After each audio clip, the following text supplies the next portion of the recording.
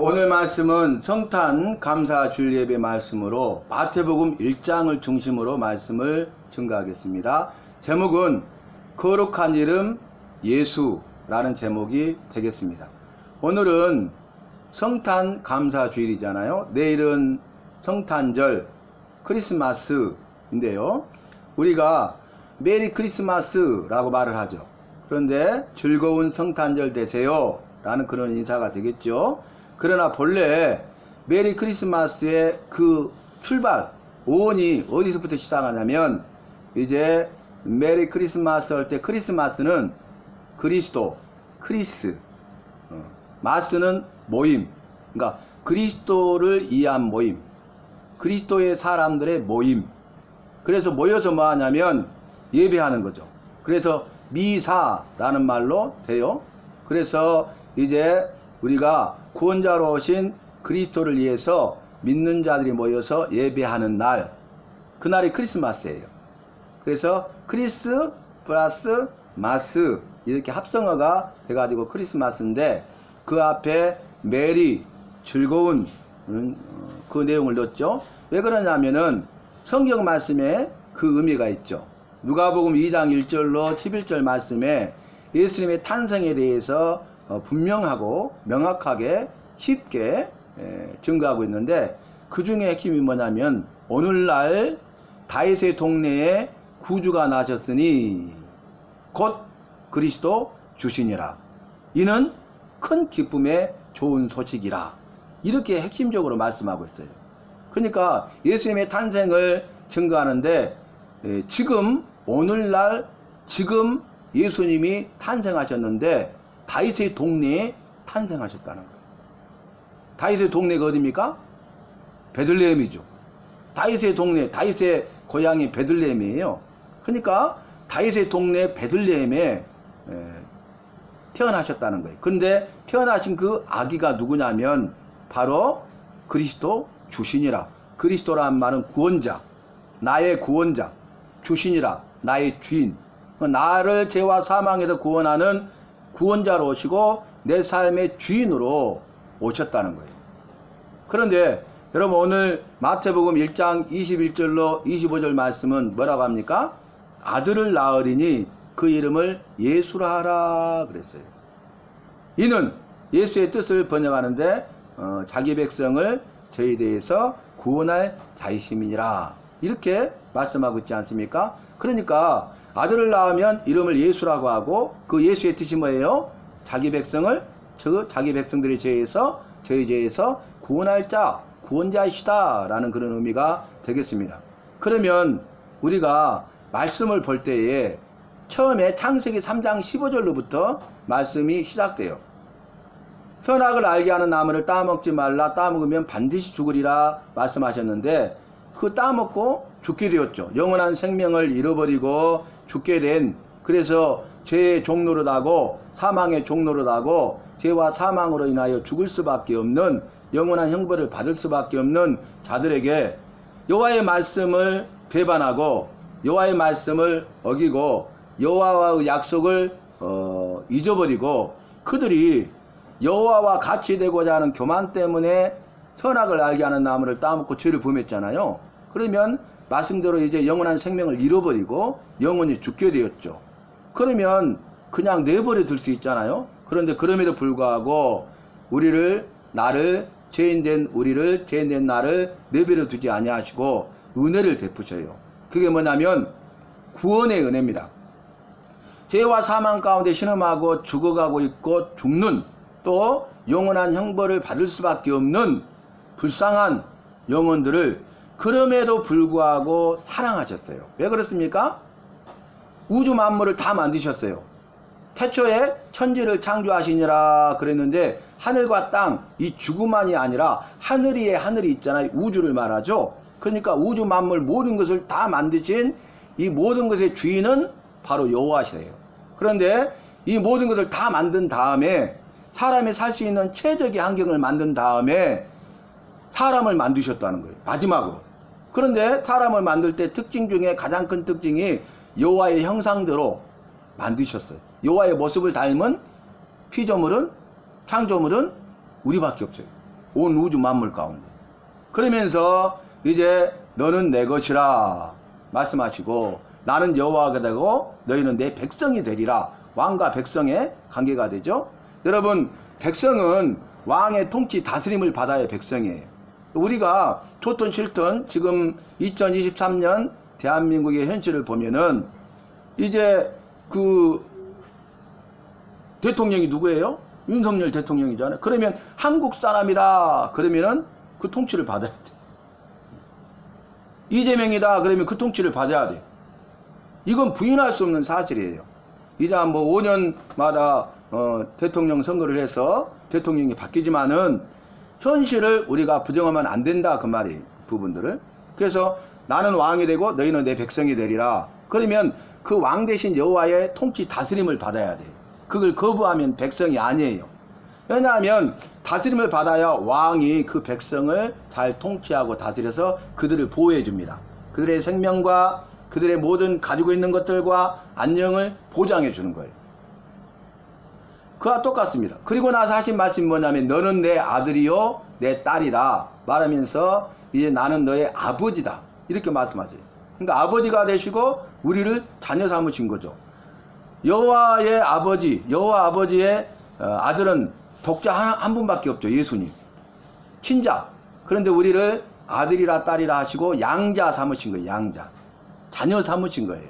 그래서 여호와의 형상대로 만들었고 너는 내 것이라고 말씀하셨고 그리고 특별히 자녀 삼으셨기 때문에 아버지가 되시기 때문에 그 아버지의 심정으로 자녀된 우리를 나를 그럼에도 불구하고 사랑하셨다는 거예요. 이게 아버지의 마음, 부모의 마음이잖아요. 그렇죠? 이 자녀들을 사랑하는 그 부모의 마음이잖아요. 그래서 너는 내 자식 아니야 하지만은 그 자식을 어때요? 바르게 인도하기 위해서 그러는 거잖아요. 미워서 그런 것 아니잖아요. 그 마음속에 있는 것들은 다르단 말이에요. 이제 뭐 말해도 안 듣고 또 채찍질해도 안 듣고 그냥 어긋난 길로 가버리니까 오죽하면 너는 오늘부터 내 자식 아니다 이렇게 하지만은 그런다고 내 자식 아닌 거 아니잖아요. 내 자식이에요. 그것은 바뀌지 않아요. 변할 수가 없어요. 그 부분들은. 근데 그 아버지 되신 여호와께서 우리를 나를 사랑하셨단 말이에요. 그래서 이제 그 하나밖에 없는 친자 독자이신 예수 그리스도를 우리를 위해서 나를 위해서 예수 그리스도의 자기 아들의 생명을 내어주시기까지 우리를 사랑하신 거예요. 그래서 창세기 3장 15절에 여자의 후손을 보내주실 것을 말씀하시고 이 여자의 후손을 통해서 우리를 죄와 사망에서 구원하실 것이고 그분이 바로 우리를 죄와 사망에서 살려내시는 유일한 구원자이시다. 그런데 그분이 어떻게 오시느냐? 다윗의 자손으로 오실 것이다. 그렇게 말했어요. 그 다음에 미가 선지자는 뭐라고 했냐면 베들레헴 에브라다야 너는 가장 작은 고을이라 할지라도 내게로부터 이스라엘을 다스릴 통치자가 나오리라 그랬어요. 그러니까 베들레헴 에브라다에 태어나신다는 거죠. 다윗의 자손으로 와야 되고 베들레헴 에브라다에 태어나야 돼. 그분이. 그리고 하신 말씀이 뭐냐면은 이사야 선지자를 통해서 처녀가 잉태하여 아들을 낳으리니 그 이름을 임마누엘이라 하리라. 또 이렇게 살을 붙여요. 다윗의 자손으로 유대 땅 작은 고을 베들레헴에 태어나시는 그분은 남자와 여자를 통해서 태어난 아들이 아니고 동정녀 탄생이에요. 처녀가 잉태한대요. 성령으로 잉태된 것을 그 다음에 말씀하세요. 그러니까 이것은 여호와께서 정하신 그 자연의 법칙을 위배하는 거죠. 그러잖아요. 여호와께서 정하신 방법은 남자와 여자가 한 몸을 이룰지니라 그랬잖아요. 그리고 생육하고 번성하여 땅에 충만하게 하리라. 이것이 정하신 법칙이잖아요. 그런데 이 자연의 법칙을 초월해버리는 거죠. 이것은 처녀가 잉태할 수도 없죠. 당연히 아기를 낳을 수도 없죠. 그러니까 아들을 낳을 수가 없다는 말이에요. 그런데 여호와께서 하신 말씀이 뭐냐면은 내가 여호와임을 이로써 너희에게 알게 하리라. 그러니까 여호와께서는 그걸 정하셨지만 정하신 분이 여호와시지만 그것을 초월하셔서 전지 모든 것을 하시고 전능 모든 것을 할 수 있는 사람이 아닌 신이라는 거예요. 너희와 다르다는 거예요. 그래서 내 말이 그대로 이루어짐을 너희가 보게 되리라 이렇게 말씀하시죠.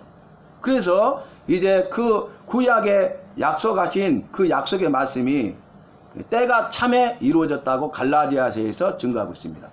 정하신 때가 되니까 그때 그 말씀이 이루어져요. 그때가 어디입니까? 지금으로부터 2023년 전이에요. 역사 히스토리 말씀드렸죠. 그분의 이야기 히스 스토리. 그래서 예수님의 이야기가 역사예요. 그러니까 예수님은 역사시고 또 예수님이 오시면 역사적인 사실이라는 거죠. 그래서 역사가 예수님이 주인공이기 때문에 두 동강으로 나뉘게 되는데, 예수님 오시기 이전의 세상 역사와 예수님이 오신 이후의 세상 역사로 나뉘게 되는데, 예수님이 오신 지 2023년째예요. 5대양 육제주가 변함없는 사실이잖아요. 2023년. 그러니까 지금으로부터 2023년 전에 말씀이 이루어지는데, 유대 땅 작은 골에 예수님이 태어나셨어요. 근데 그분이 그리스도 구원자로 주, 내 삶의 주인으로 오셨어요. 그래서 이 성탄의 기쁨과 즐거움을 가지고 구주로 태어나신 그 예수님을 우리가 기쁨과 즐거움과 감사함으로 맞이하고 그분께 찬송하고 영광 돌린 날이 성탄절이 되는 것입니다. 우리가 좀 전에 불렀던 그 성탄 찬송 중에 고요한 밤 거룩한 밤이 있었잖아요. 그 고요한 밤 거룩한 밤은 어떻게 만들어졌냐면, 지금으로부터 205년 전, 그러니까 1818년에, 쉽네요. 1818. 1818년에 오스트리아의 한 작은 시골 마을에서 이루어진 일인데, 이제 성탄절을 앞두고 하나밖에 없는 오르간이 갑자기 고장 나버렸어요. 그래서 그것을 고치려고 전가를 보냈는데, 빨라야 1월 달에 온다는 거예요. 그럼 성탄절 지나버리잖아요. 그래서 이제 어떻게 해요? 그때 이제 가만히 그 눈 덮인 시골 마을 그 창문 밖을 내다보니까 너무 고요한 거예요. 정막에. 어둠에 묻혀 있어. 그래서 그때 그걸 보면서 이 시를 썼어요. 고요한 밤 거룩한 밤 어둠에 묻힌 밤. 이 시를 썼어. 감동이 와가지고. 그리고 나서 그 찬양 그 지휘자한테 곡을 써달라고 부탁을 한 거예요. 그랬더니 그 곡을 붙여준 거예요, 거기. 그래서 그 오스트리아의 정말로 작은 한간 시골 마을 그곳에서 고요한 밤 거룩한 밤을 불렀어요. 그리고 크리스마스로 영광을 돌렸어요. 그게 시작입니다. 그런데 더 놀라운 것은 그 다음에 올간 그 기술자가 와가지고 고치러 왔잖아요. 고치는데 뭔 악보가 있는 거야. 보니까 너무 좋아. 그래가지고 오스트리아뿐만 아니라 독일까지 전역을 다니면서 이 올겐을 고치는 기술자인데, 다니면서 곳곳에 이것을 다 퍼뜨린 거예요. 그래서 이게 독일 전역에, 유럽 전역에, 그 온 세계에 이렇게 퍼지게 된 것입니다. 그러니까 한 사람의 신앙 고백이 이렇게 대단한 거예요. 한 사람의 신앙 고백. 여러분, 어려움이 왔잖아요. 그러면 이 장애물 때문에 우리가 할 수 없다고 포기할 수 있고, 포기하는 것이 마땅하고 당연할 수 있잖아요. 누구도 뭐라고 안 할 수 있잖아요. 어떤 이유가 있잖아요. 합당한 근거가. 그런데 그런 어려움이 있을 때 그럼에도 불구하고 주님을 사랑하는 마음이 있으니까 그가 그 창문 밖으로 보이는 그 시골의 전경을 보면서 신앙 고백을 한 거예요. 그러니까 가사가 너무너무 좋잖아요. 너무너무 은혜가 되잖아요. 이 부분들. 그래서 여러분, 우리가 성탄을 맞이하면서 우리가 2023년 한 해 동안 원치 않았던 일들을 만나고 어렵고 힘들 때가 있었잖아요. 또 많이 있었잖아요. 근데 그럼에도 불구하고 나는 힘들어 지쳐서 넘어지고 쓰러지고 좌절하고 절망하고 포기할 수밖에 없지만은, 그런 나를 그래도 사랑하시고 그런 나와 함께 하셔서 나의 손 잡아주시고 이렇게 세워주시는 그분을 바라보면서 그분을 꽉 붙잡을 수 있기를 바랍니다. 소망으로 충만해서 다시금 일어나서 우리가 승리해야 돼. 승리자가 돼야 돼. 내 힘과 능력 의지하면 패할 수밖에 없었지만은 우리 주님이 함께 하시면은 능히 싸워 이길 수 있다는 그런 신앙 고백이, 저와 여러분의 신앙 고백이 되기를 바랍니다. 오늘 말씀 보니까 아들을 낳으리니 그 이름을 예수라 하라. 이는 저가 자기 백성을 죄에서 구원할 자이십니다. 구원자로 오셨다는 거예요. 나를 죄와 죽음에서 건지시고 살리시는 하나밖에 없는 유일한 구원자가 예수님이라는 거예요. 그래서 우리는 어떤 신앙 고백해야 됩니까? 나를 나의 죄와 나의 죽음에서 건지시고 살리시는 하나밖에 없는 유일한 구원자가 예수님임을 내가 믿습니다. 이 신앙 고백이 누구에게나 다 필요하고 누구에게나 다 중요한 것이에요. 이 신앙 고백이 없이는 안 되는 거예요. 그래서 한 문장이 중요한데, 방금 말했던 거 다시 한번 말씀드립니다. 나를 나의 죄와 나의 죽음으로부터 건져내고 살려내신 하나밖에 없는 유일한 구원자가 예수님임을 내가 믿습니다. 이 신앙 고백이 오늘 이 성탄 예배 드리는 저와 여러분에게 있어야 되는 것입니다. 이것은 변함없어야 돼요. 여러분, 우리가 이렇게 깨어있을 때에 그 신앙 고백을 분명히 해야 됩니다. 아니, 젊은 분인데 치매가 오셨어요. 그러니까 기억을 못하는 거예요. 눈물 날 일이잖아요. 그래서 해도 못 알아들어. 따라도 내가 다녔어? 내가 세례를 받았어? 모르는 거야. 다 잊어버린 거야. 이 기억에 치매가 와버리니까. 그러기 전에 우리가 어떻게 해야 돼요? 예수님을 인격적으로 딱 만나고 예수님 인격적으로 영접해야 돼요. 우리가 블랙박스 그 영상 보면은 자기가 죽을 줄도 모르고 한순간에 죽어버리잖아요. 신호 대기하고 있는데 갑자기 차가 달라들하고 부딪혀보니까 붕 떠서 한 10 몇 미터 가서 떨어져서 피 흘리고 죽어버렸어. 그러니까 그 순간 죽어버린 거예요. 그러잖아요. 지금 우리의 삶이 얼마 남아있는지 아무도 몰라요. 오늘인지 내일인지 몰라요. 그런데 우리는 마치 내년도 있고 뭐 10년 후의 일도 있고 내가 젊으니까 내가 지금 건강하니까 그렇게 생각하고 착각하고 살고 있다 그 말이에요. 착각하는 정도면 괜찮은데 어떤 사람은 교만한 가운데 살고 있다는 것이죠. 그런데 우리가 말씀을 통해서 보면 그게 아니라는 거잖아요. 한순간이에요. 제가 아까 그 한 말은 그냥 한 말이 아니에요. 주변의 분들 많은 관계를 통해서 보면서 아, 이 세상은 한순간이구나. 세상에 있는 것도 한순간이고 세상에 있는 모든 사람들도 한순간이구나. 영원한 것은 없구나. 이 고백을 할 수밖에 없다니까. 내가 생각도 안 했는데 그냥 입에서 이게 막 나오는 거야. 영원한 것은 없어. 영원한 것은 없어. 그러니까 뭐 해라는 거야? 영원한 것을 붙잡아야 돼. 영원한 것을 붙잡아야 돼. 그분이 바로 영원하신, 영원 전부터 계시고 영원까지 계시는 알파 오메가 처음과 나중 되시는 천지만물을 창조하신 이 모든 것의 주인이신, 이 모든 역사를 주관하시는 나의 생사복을 주장하시는 그 여호와세요. 그 여호와를 믿으시고 굳게 붙잡을 수 있기를 바랍니다. 여러분, 정말 놀라운 시대가 이루어졌어요. 지금 어떤 일이 이루어졌냐면 AI 지금 난리 났잖아요. 그죠? 그래서 인간을 습격한다 막 이러잖아요. AI 총 그 만들었던 그 관여했던 사람이 회사에서 나왔잖아요. 그 이유가 뭐예요? 위험성을 아니까. 그 한동안엔 뭐냐면 대적하는 말을 했어요, AI가. 근데 조절해 갖고 지금 인간은 어떻게 그렇게 했어요? 이렇게 바꿔놨잖아요.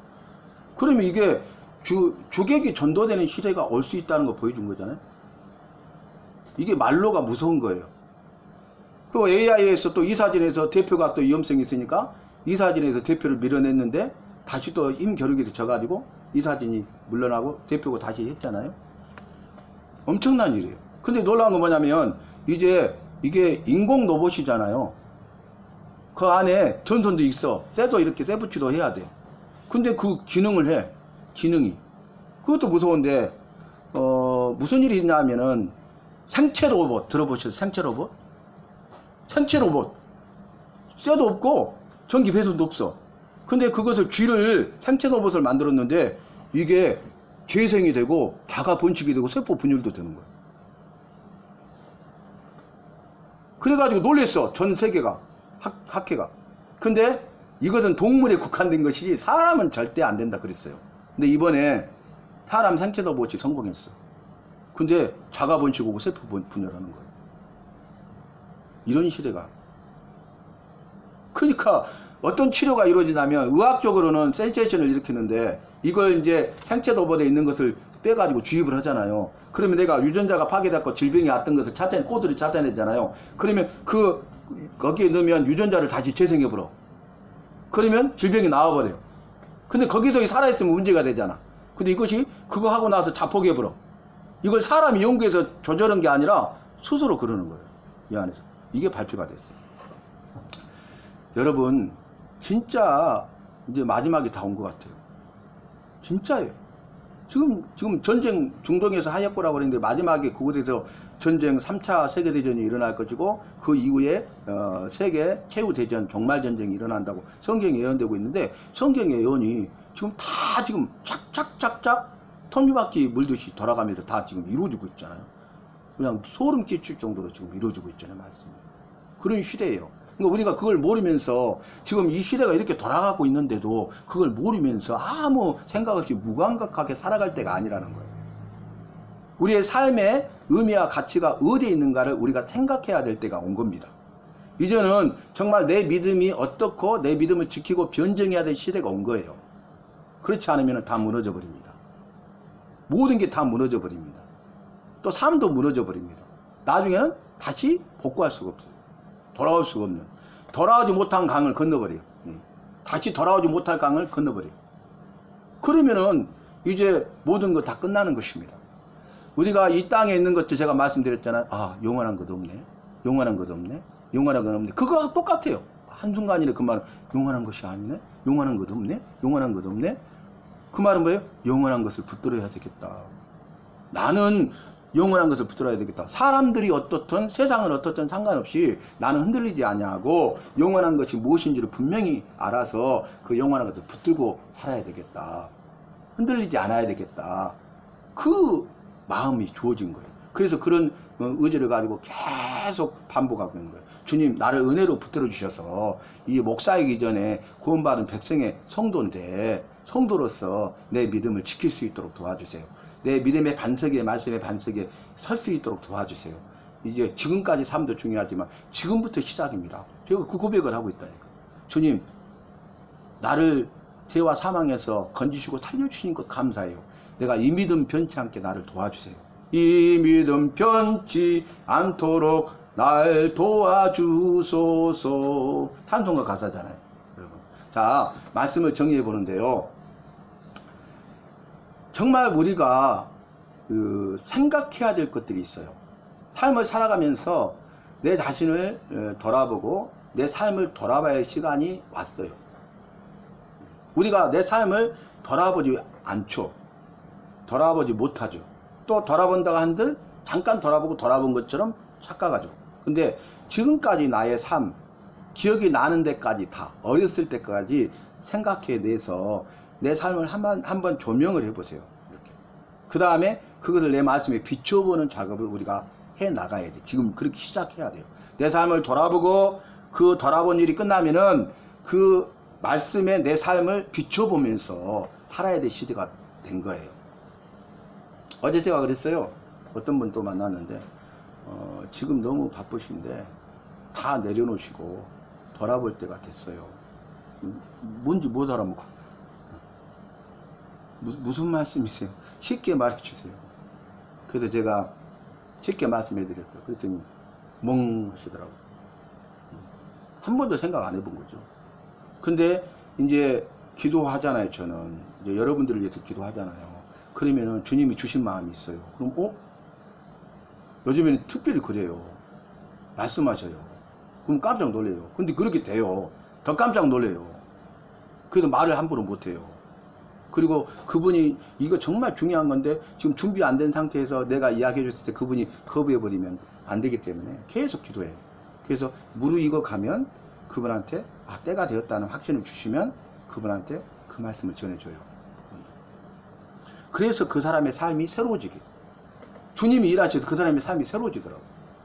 어떤 분은 기도를 하는데 계속 그 마음을 주세요. 기회가 얼마 안 남았다. 기회가 얼마 안 남았다 그러는 거예요. 이게 말할 수 없잖아요, 그 사람한테. 근데 계속 그 마음을 확전을 줘버려요. 가지고 계속 관계를 맺고 있다가 나중에 주님이 말씀하시니까 오해하지 마시고 내 말로 생각하지 마시고 나는 전할 따름이니까 들어보세요. 그리고 이제 그 말을 들었더니 멍한 거죠. 근데 이제 그 삶을 주님이 새롭게 하셔요. 앞만 보고 가고 정말 그 교회 다닌다고 하고 믿음 생활 한다고 하지만은 그런 일이 한 번도 없었거든요. 근데 그걸 통해서 한테 꽉 많고 자기 삶을 돌아보고 자기 믿음의 삶을 보니까 아니더라 그 말이죠. 그래서 돌이킬 수 있는 기회가 주어진 게 은혜 아니에요? 그 기회가 있다는 것이 은혜 아닙니까? 그리고 그 기회를 놓치지 않았던 것이 더 큰 은혜예요. 그 한 생명이 살아나는 거잖아요. 천하밖에 한 영혼이 살아나는 거잖아요. 그런 부분들. 여러분 정말 우리가 생각해야 될 것들이 너무너무 많아요. 마지막으로 한 이야기를 할게요. 아인슈타인 우리 다 알잖아요. 근데 아인슈타인이 자기가 연구하는 그 책상 앞에서 그냥 그 알지 못하는 그 해충, 날파리 같은 것들이 와 한 마리가 날아가고 쫙 앉아있다가 또 옮기고 그걸 보게 됐어요. 그냥 있다가. 그래 이게 막 날아다니는 거예요. 이렇게. 그래 또 날아갔다 갔다 막 이걸 보면서 야 신기하다. 이건 물리학적으로 화학적으로 이것을 왜 이렇게 되는지 밝혀낼 수 없는 거예요. 자기도. 그리고 이렇게 이름 모를 해충 그 보잘것없는 한 마리가 이렇게 한다는 것은 너무 신기로운 거다. 신비롭다. 그렇게 생각한 거예요. 그런데 사람은 더 신비하다는 거예요. 사람이 만들어진 것이 너무 신비하다는 거예요. 그 비밀, 신비의 비밀이라는 거예요. 아인슈타인. 그리고 나서 하는 게 뭐냐면은 예수님이 신이신 예수님이 인간의 몸을 입고 이 땅에 오셨다는 것은 이해할 수 없는 신비다. 오늘이 그날이 있을 수 없는 일이 이루어진 거예요. 그만큼 나를 사랑하시기 때문에. 전 세계 인구 가운데 나 한 사람만 있어도 주님은 오셔서 자기 생명을 기꺼이 내어주신 분이에요. 생명을 빼앗기는 분이 아니라 기꺼이 내어주셨어요. 자기의 생명. 그게 은혜죠. 그 은혜를 아는 사람들은 감사가 넘치죠. 근데 그 은혜를 모르기 때문에 그냥 무감각하게 세상에 지어서 그냥 살아가고 있는 거예요. 다람쥐 쳇바퀴 돌듯이 살아가다가 내 인생이 다 허비되고 있는 거예요. 정말 우리의 삶을 돌아봐야 돼요. 그리고 나서 의미와 가치를 부여한 가운데 우리가 똑같은 일을 하면 달라요. 어제 만난 청년이 자기 이 일을 이야기하면서 의미도 없고 가치도 없고 근다고 고민을 해요. 이야기 가운데 했더니 목사님 맞아요. 그게 이 돌아보는 것이 우리에게 똑같은 일을 하는데 전혀 다른다는 거예요. 지금까지 했던 것들이 그냥 그런 줄 알고 왔는데 한순간에 딱 벽에 부딪히니까 너무 힘들어. 근데 이 서로 대화 나오는 가운데 답을 딱 찾으니까 소망이 생기는 거죠. 그가 똑같아요. 여러분 지금 겨울인데 혹한이잖아요. 너무 춥잖아요. 차문이 얼어갖고 안 열려버리다니까 운행을 하는데 나 지금 겨울에 이번 겨울에 처음 겪었어요. 이 카니발이 문이 얼어버려갖고 안 열려요. 그래가지고 좀 전에 또 어떻게 갖고 태우러갖고 탔어요. 한 10분이나 여간이 안 됐는데 수요일날 왔는데 문이 다 안 열려본 거야. 그리고 춥잖아. 근데 지금 히말리아 얼마나 추워요. 눈으로 덮여 있잖아요. 혹한이잖아요. 근데 놀라운 건 그 히말리아 그 높은 산에 그 눈으로 덮인 그 설산에 혹독한 추위가 있는 그곳에 그 눈을 뚫고 나와서 에델바이스가 펴요. 에델바이스 그러잖아요. 우리 봤잖아요 실제로. 근데 이게 그렇게 강해. 생명력이 그렇게 강해. 뚫고 나오는 거예요. 그리고 꽃을 피고 향기를 파요. 저와 여러분은 고난의 종으로 오신 예수 그리스도를 만나야 돼요. 고난의 종으로 오신 예수 그리스도를 만나서 그 주님으로 말미암아서 내 삶 속에 내가 당하는 고난 가운데 이 히말리아 산 같은 그리고 그 혹독한 추위와 눈에 완전히 잠겨있는 그런 고난에 내가 쌓여있다 할지라도 내 안에 예수님의 생명이 있고 예수님의 고난의 의미가 있다면은 그 고난을 뚫고 나오고 이 에델바이스처럼 이 눈을 뚫고 나와서 꽃을 피고 향기를 바라는 것처럼 저와 여러분이 그런 삶을 살 수 있기를 바랍니다. 그러면 그의 고난이 약속의 말씀처럼 나에게 유익이 되는 거예요. 한번 따라 합시다. 고난이 나에게 유익이 되는 성탄절이 되기를 기도합니다.